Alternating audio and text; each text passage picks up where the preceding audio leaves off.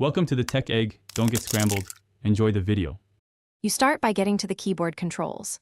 Open Settings, then tap General Management and Language and Input. This gets you to Input Defaults.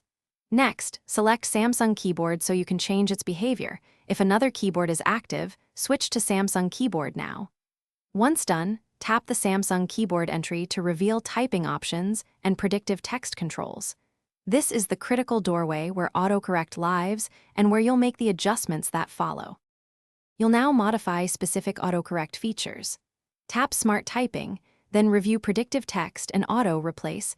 Toggle them on or off depending on whether you want suggestions or automatic fixes. Make sure auto spacing and auto punctuate match your typing habits. Turning them off reduces unwanted edits. Once done, check text shortcuts to add or remove custom replacements and confirm keyboard languages. Multiple languages can change autocorrect behavior. Finish by testing your changes in messages or notes. Type common words and phrases to verify corrections behave as expected.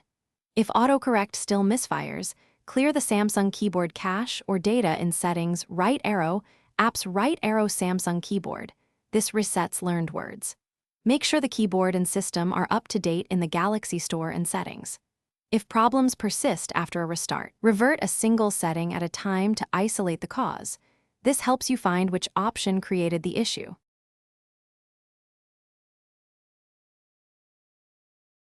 Thanks for watching. Consider subscribing if I helped unscramble your problems.